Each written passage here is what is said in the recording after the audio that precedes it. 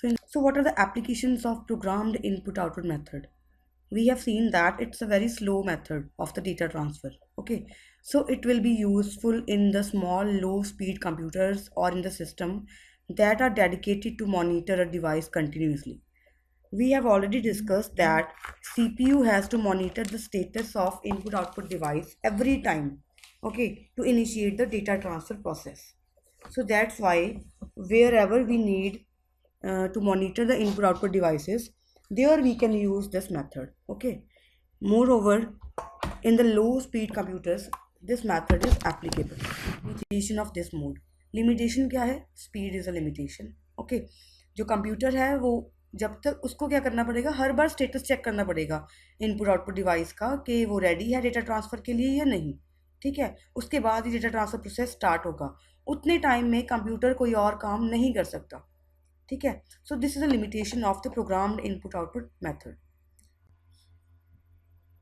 So next we are going to discuss a second mode of data transfer. This is actually the second mode of data transfer. Okay, so this second mode is interrupt initiated input output mode. So that is basically the interrupt. Programmed input output waste a lot of the CPU time. This we know that in the programmed input output method there is a wastage of time. Okay, CPU का जो time है इसमें बहुत waste होता है. It stays in the program loop until the peripheral device indicates that it is ready for data transfer. So computer है जो CPU है, it remains in the loop until it receives the signal from the peripheral device to transfer the data. Okay, so this can be avoided using interrupt facility. इस चीज़ को हम avoid कर सकते हैं. जो CPU बार बार चेक कर रहा था प्रोग्राम इनपुट आउटपुट मोड में इनपुट पेरिफेरल डिवाइस का स्टेटस, उसको हम अवॉइड कर सकते हैं by using an interrupt facility. Okay, इसमें क्या होगा, जो इंटरफेस होगा, जो पेरिफेरल डिवाइस है वो इंटरफेस को बताएगी that it is ready for data transfer, and जो इंटरफेस है वो सीपीयू को बता देगा कि डेटा ट्रांसफ़र के लिए पेरिफेरल डिवाइस अभी रेडी है. ठीक है, so this is basically the interrupt initiated.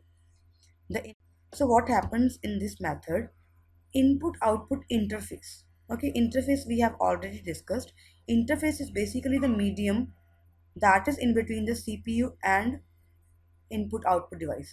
इसके बीच में क्या होगा, interface that is responsible for the data transfer procedure between the input output devices and the CPU using the data bus, address bus and control bus. So input output interface करेगा क्या, it will monitor the peripheral device. It is the responsibility of interface to monitor the peripheral device in interrupt initiated input output method. Okay, but in the previous method it was the responsibility of CPU to monitor the peripheral device. Okay, this is the difference between the both. When the device is ready for data transfer, okay, that means whenever the input output device or peripheral device is ready to transfer the data, special commands are used to issue an interrupt request signal to the CPU. That means upon reception of such a request, the CPU momentarily halt its current task. When CPU receives the interrupt request signal, what CPU will do? Momentarily मतलब कुछ time के लिए. Then CPU will stop its current task. If CPU is already busy in performing the current task, what it will do on receiving the interrupt request signal, it will stop the current execution. Okay, it will stop the current execution. That means whatever CPU is doing, it will stop that execution there and branch to a service program. Now what is service program? That means the program that initiate the interrupt. Okay, that means the CPU will jump to the service program to process the input output transfer. Completion of the input output transfer. When CPU will complete this input output transfer that was generated by another peripheral device, after that CPU will again come back to perform its execution that it was doing previously. So next is interrupt initiated input output method responding to the interrupt signal. Now how CPU will respond to the interrupt signal. Okay, so CPU को जब भी interrupt request signal मिला तो वो उसको कैसे response करेगा, that we will discuss in this part. Upon receiving an interrupt signal, the CPU responds by storing the return address from the PC into a memory stack. Now, what is return address here? Return address is an address at which CPU has to come after servicing the interrupt. Okay, जो task CPU बीच में छोड़ के interrupt को process करेगा उस task का एक address होगा, ठीक है। तो उसको क्या करेगा, वो स्टोर कर देगा मेमोरी स्टैक में, उस एड्रेस को स्टोर कर देगा मेमोरी स्टैक में। PC is what? PC is program counter. PC is not personal computer, it's a program counter. Okay, so it will store the return address from the PC into a memory stack so that it can return back after processing the interrupt to its previous task. Okay, and then the control, that means the control of CPU, will jump to the service routine. Now, what is service routine? It is an interrupt that is initiated by the peripheral device. It is a service routine. Okay, that process the required input output transfer. Okay, now there are two ways of choosing the branch address. Now, how to choose the branch address? Branch address, that means jumping address, किस address पे jump करना है. Okay, so there are two ways. First is vectored interrupt, second is non-vectored interrupt. Vectored and non-vectored. Okay, what is vectored interrupt? The source that interrupt the CPU supplies the branch address. That means जिस source ने, यानी कि जिस input output device ने, peripheral device ने interrupt generate किया है, वो खुद ही सीपीयू को एड्रेस बताएगी कि इस एड्रेस पे जंप कर जाएगा, ठीक है। It is that case. Vectored interrupt means the source that generates the interrupt, it will provide the branch address to the CPU. Second is non-vectored interrupt. Now here CPU itself has to decide where to branch, कहाँ पे jump करना है, it will be decided by the CPU. So the branch address is assigned to a fixed location in memory. That means जो CPU है उसको memory के accordingly जो भी उसमें एड्रेस होगा उसके अकॉर्डिंगली जंप करना पड़ेगा उस इंस्ट्रक्शन पे, ठीक है। In the interrupt initiated method, one problem is there. Suppose there are number of interrupts that are generating on the same time. Okay, so how CPU will decide which interrupt to process first?